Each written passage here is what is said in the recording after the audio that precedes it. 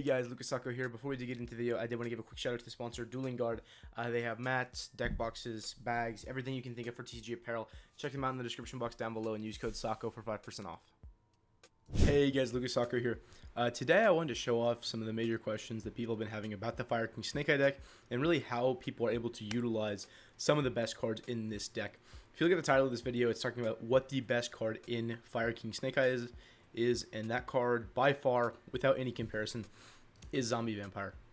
If you listen to most people who are playing this deck right now, this is the one card that makes this deck have way higher ceiling, way more consistency, way more layered of an inboard compared to every other deck in the format.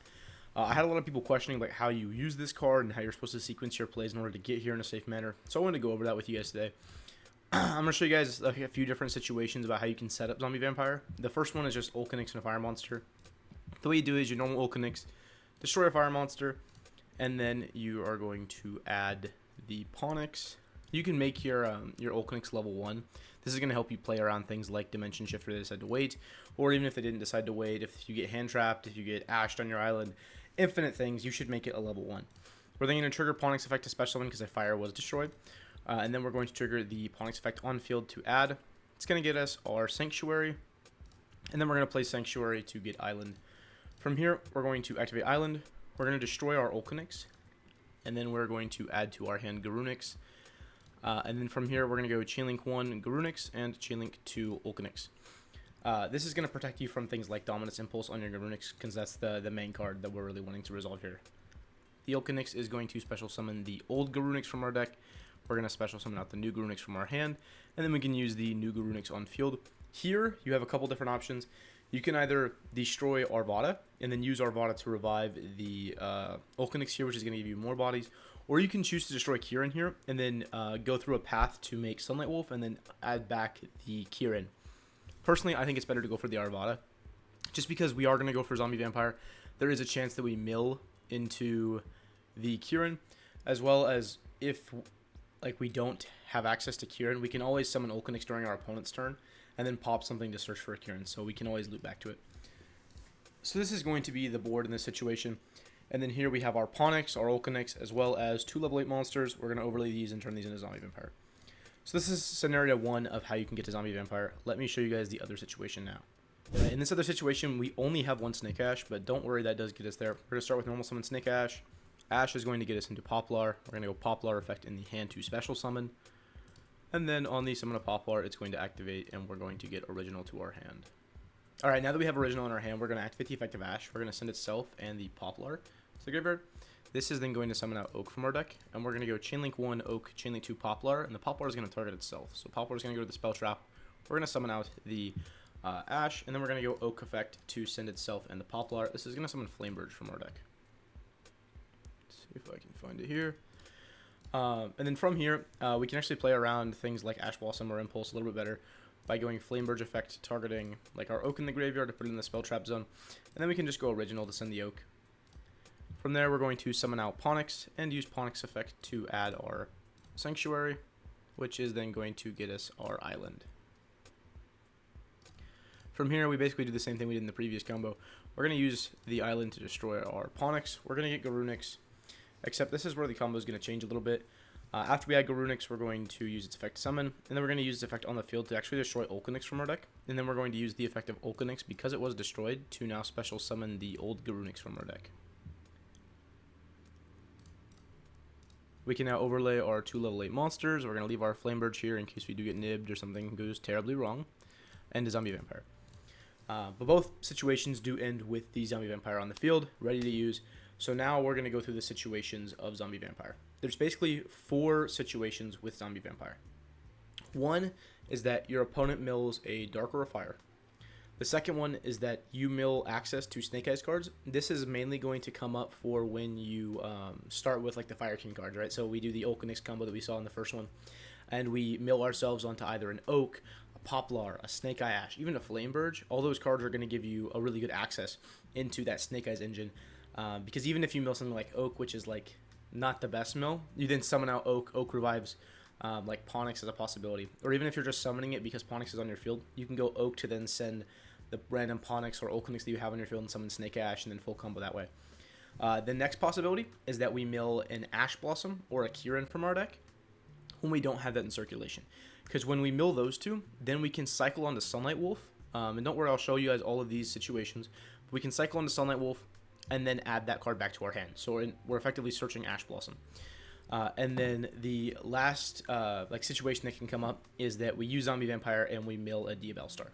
Diabellstar would then get summoned by Zombie Vampire, and then we can use that to actually get access to our Deception or Azamina engine. Keep in mind that it doesn't just have to be you that can mill those cards. If you mill your opponent's Diabellstar, you can always take that with your Zombie Vampire and use that to full combo. So I'm going to go ahead and show you guys those situations now.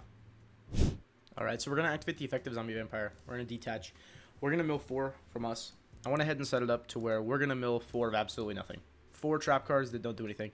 But our opponent here is going to mill a Ash Blossom and 3 random cards. This can be any fire monster. It doesn't have to be Ash Blossom. I just want to show you guys for the example here. So the best thing that you can do in this exact situation that I've shown here is now you can link away both of your monsters into Hida. You can now use the Hida effect to take the Ash Blossom, and then you can go ahead and make Princess.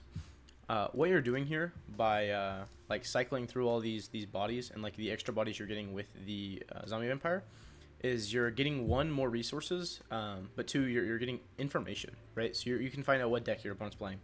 Like, for example, if it's game 1, you don't know what your opponent's playing, but you activate the Zombie Vampire and you mill your opponent's Chandra, you now know you're playing Tempai, so you can choose to go into like a different line and like even make a Fuko bird on your turn 1 board, which is really important. The next thing to do here is, now that we have Promethean Princess, we're going to use this effect. We're going to special summon back the Olcanix in this example. Keep in mind, we have not used Olcanix effect. So when Olcanix is summoned, we're not going to use the effect. We're going to destroy our Flameburge, and then we're going to search a Kieran to our hand. From here, we can actually use the Flameburge effect to now revive 2.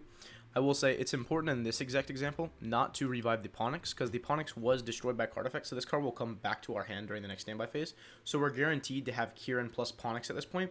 So even though our Flameburge is off the field, we've still played around Nib in this combo.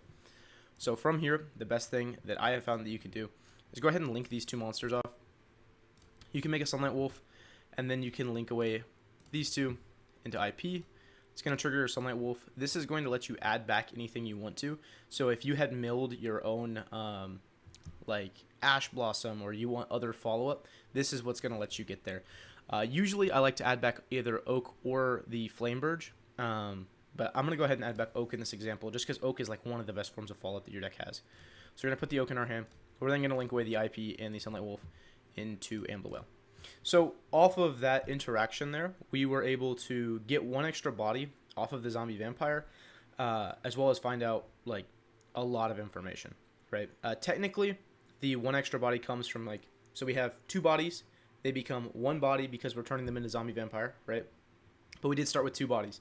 We used the Zombie Vampire effect, we detached, we milled, we summoned back their Ash Blossom, so now we're back to 2 bodies. So we're basically at the same thing we started with before we made Zombie Vampire, except now we're going to turn both these into a Charmer, which is going to take 1 more additional body. So we've effectively made the 2 bodies that were on our field into 3 bodies worth of link material, which is what allows you to get to this end board. So that's it for example 1. I'm going to move on to the next one now, which is like when you mill a Snake Eye card. Alright, so here is the other example, the one I showed at the very beginning, where you just have Fire King cards, and you use them to get to Zombie Vampire. So here, we're going to overlay our 2 monsters in Zombie Vampire like we had talked about, and then we are going to activate the effect. Alright, the Zombie Vampire effect is now going to resolve. Our opponent's going to mill 4, we're going to mill 4 as well, and I went ahead and set up the deck to mill for the situation. So we milled 3 of absolutely nothing. Our opponent milled absolutely nothing, but we did hit a Snake Eyes Oak. I wanted to show off Snake Eyes Oak because this is technically like the worst Snake Eyes card to hit. If you hit Poplar, Poplar gets original, original gets to Snake Eye Ash or Oak, right? So it's more bodies that way. If you hit Ash, obviously Ash just gets to Poplar, and then Poplar gets to original, which gets to Oak. So Oak is the worst one here because it doesn't technically get you into any other cards immediately, but it still gets you to everything. So don't really worry if you mill the Oak. You're still in a very good position. We're going to summon out the Oak here. We can now use the Oak effect to send itself and the Ponix. It doesn't really matter what you send here. We're just getting access to our cards. So we're going to summon out Snake Ash. Ash effect is now going to trigger. We're going to summon out Poplar. And then we can use the Poplar effect, which is now going to get our original into play. From here, there's a few different things you can do. I like to do it this way just because I feel like it's safer to put the IP in the graveyard as early as possible in case something goes wrong, because you can always default to making like a princess pass. And you do want the like an Ambler Whale pass, and you do want IP in the graveyard if that's what comes up. So we're going to link away the Okanix and the Poplar. We're going to use the Poplar effect. You can either place itself or whatever. It doesn't really matter. But we're going to put the Poplar in the spell trap. We're not going to go Ash effect. We're going to send the Poplar, summon out our Flamebird to our field. So now that we're here, we're going to link away the IP and the Zombie Vampire. We're going to make our Promethean Princess. We're going to use the effect. We're going to revive our Arvada. And then we can link away our Flamebird as well as the Promethean Princess into our Sunlight Wolf, which is going to trigger the Flamebird's effect to then special summon back from the graveyard. We're going to summon back Oak and summon Ash. Really cool thing here, we actually haven't used the effect of Oak yet, so we're going to trigger Oak and the Sunlight Wolf. We can add back any piece of follow-up that we wanted. In this example, since we used Okanix to destroy like an Ash Blossom in our hand, the Sunlight Wolf is now going to add back the Ash Blossom. And then we can use the effect of Oak to add back the Poplar to our hand. So we're going to get like an insane amount of follow-up. And then the next thing you can do is you can actually just link off all of these into an Ambler Whale. So your end board is going to be Ambler Whale Arvada, but you have an original in hand to break the board with next turn if you have access to like level 1s, or even if you just have to use original and summon from hand, like you have a level 1 in hand as well. That's going to get you more resources because you can use it to play something like Flamebird in the spell trap zone and then send it for something else. So follow up that way. And then you do get to add back a fire from your graveyard. This is like a way that you're able to cycle into everything. There's a few different variations of boards you can go for. You can try leaving your Flamebirds on the field, using Flamebirds to place Okanix is something you can definitely do to cycle everything. I think it's probably safer just to go for Arvada, because if they decide not to nib you, they do get like very punished. Like if they decide to hold their nib, because there's not like a good point to nib you. Because you're either going to have the Flamebird on the field if they decide to wait long enough, and then by the time the Flamebird is gone, you have an Arvada. And I personally just think it's safer to try to play around nib, even if they would have nibbed you earlier. All right, the next example is going to be what happens if we mill an Ash Blossom. All right, so back to the example where we started with the Snake Eyes cards and we're able to get here.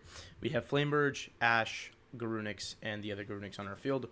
We're going to go ahead and overlay in the Zombie Vampire and use the effect here. In this example, we're going to be going through the situations on if we mill an Ash Blossom or a Kieran. So we're going to go ahead and resolve the Zombie Vampire. We're going to mill 4 cards from our deck. Here, we milled the Ash Blossom and the Kieran, right? Our opponent's going to mill 4 cards as well. Unfortunately for our opponent milled 3 Upstart Goblins and an Impermanence. We're going to go ahead and special summon back either the Kieran or the Ash Blossom. Doesn't really matter what you summon here. You're just getting the free body from it. I will say that in this example, we're actually going to end with the Kieran in our hand already because this is the example with Snake Eyes. So our board is going to look really, really good. We're going to go ahead and summon back the Ash Blossom. The next thing we're going to do is we're just going to link away the Ash Blossom as well as the Zombie Vampire. We're going to go into the IP. We're going to take the Snake Eye Ash and the IP now into Princess. Princess effect, we're going to revive the Okanix from earlier. Okanix effect is going to destroy our Flamebird, which is going to add us our Garunix. The best thing about Fire King is that the board is so layered. Like you're going to look at the board and the board is going to look really weak. However, once you look at their graveyard, you're going to be like, wow, that's like 3 more disruptions that I wasn't really expecting from looking at their field. And then if you sequence your combos correctly using Zombie Vampire, it's going to be like 2 more cards in your hand that are also disruptions every single time.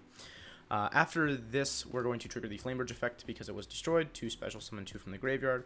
Remember, we're going to make sure we don't summon back the Ponix because that card was properly destroyed and we're going to get more resources if we just leave it there. From here, we're going to link away the Poplar and the Princess into a Sunlight Wolf. Remember, we did already go through the IP, so we don't really have to make it here. Here, we can literally just make any Fire Link or any Link monster at all. You can choose to go through your Anima to trigger the Sunlight Wolf if that's what you're wanting to do. You can choose to go through a Charmer. Personally, I think it's better to go through a Charmer, so your board is actually going to look like this. But that's going to let you trigger your Sunlight Wolf, which is going to add back the Ash Blossom that you milled to your hand. And then from here, we're going to take our whole field into the Ambler Whale, the same thing we did in the first combo. And this is what our board's going to look like. During the standby phase, we're going to get the Ponix back to our hand. But from here, I really don't know how your opponent's going to break this board. Even if they activate like Soul Release or something, you still have a lot of like layers of interruption that your opponent are going to have to deal with. So this is it for milling like an Ash Blossom or a Kieran. the last combo that I did want to show you guys is what happens if you mill Diabellstar. Whether it's your Diabellstar or your opponent, it gets absolutely crazy because that's what gets you access to the Deception Engine if you don't draw it. So back to the starting point where we use the Fire King cards to start. I did put Ash Blossom in my opening hand to destroy it with the Okanix again, just because I want to show you what happens if you are able to full combo. And we were going to want the Ash Blossom in there because we're going to get a Sunlight Wolf add back in this combo. So we're going to activate Zombie Vampire, and we're going to mill a Diabellstar. So milling 4 cards from our opponent's deck, we're going to hit 3 Upstart Goblins and a Diabellstar. We're not going to use the Diabellstar in this example. I just wanted to show you that if you mill your opponent's Diabellstar, it's fantastic for you. It's actually a little better if you do mill theirs, because not only does that give you access to the Deception Engine, it gives you access to Dark, which is 1 more body. And we do always have access to either Dark or Hida when going through these Zombie Vampire lines, because you're always going to have a Fire, and Zombie Vampire is a Dark. So milling R4 here, we mill 3 Imperms and a Witch. We're going to summon out the Witch and use the effect on summon, which is then going to get us access to Deception. And then we're going to use Deception's effect to tribute the Witch and get Hollowed Azamina. We're going to activate Hollowed Azamina. We're going to send away the Deception, and this is going to summon out the Resiliago. On the summon of Resiliago, we're going to get the effect, which is then going to add a Wanted from our deck to our hand. We can then link away the Resiliago and the Zombie Vampire, make a copy of IP Masquerena, and then we can use the Hollowed Azamina to put back Resiliago to add this to hand. This does play into a Bestial a little bit. There's other ways to do it if you don't think you need that many bodies, but I'm just showing you guys like the max the board can do. We're then going to go ahead and activate the Hollowed Azamina, and in response to our own card, we're going to chain our copy of Wanted. What Wanted is going to do here is it's going to either add back or add from our deck to our hand a copy of Diabellstar the Black Witch, and then we can send the Wanted to the graveyard and summon out our actual negate Sylvia. I did want to keep in, have you guys keep in mind that we actually haven't summoned Witch by its own, condition yet. So if you do get hand trapped or you mess up your combo and you're lacking 1 body, you can always just summon this Witch that you search. You already did use the effect on field, but to summon it, you have not done. So that's really important to keep in mind. From here, it's pretty simple. There's not, too many variations of what you can do from here. But the main one that you're going to be doing is Sunlight Wolf. You can use Sunlight Wolf, revive Arvada, and then go to Ambloel. This is one variation of it. This is one that does not go through the Sunlight Wolf. So if you don't destroy Ash Blossom, this is the board you're going to go for. It's going to have a lot of interruptions. It's like the same layered as the other stuff. In the end phase, you get your Deception back. You always have the ability to just want to draw instead. There's just so many things that you can do. The other variation is going to be here. If you choose to destroy Ash Blossom and you think it's really, really important to get that Ash Blossom back to your hand, you can do the same steps here, except make sure that you have a Ponix on your field. Because what you can do is you can go through the Princess like you did. You can link away the Arvada. You can go through Sunlight Wolf, and then you can link away your Ponix into an Anima. This will let you trigger your Sunlight Wolf to add back from the graveyard. Then from here, you can choose to special summon your Witch. And then you can turn all of these into an Ambloel. So this makes you lose the interaction with Arvada. However, you do get the Ash Blossom back to your hand. So there's a lot of different choices that you can make here in these examples. I did just want to run through these guys with you because I had a lot of questions about why people like Zombie Vampire, why they were using the card. So I wanted to show you guys all the examples here. If you did have any further questions, leave them for me in the comment section down below. I did want to give a shout out to the sponsor of the channel, Dueling Guard. You can check them out down below as well and use code SACO for 5% off. As well as I think they have a new drop that's actually dropping today, November 1st. So go check it out. All their products are really amazing. That's personally what I use for all of my stuff. Besides that though, guys, I just hope you have a fantastic day. Bye-bye.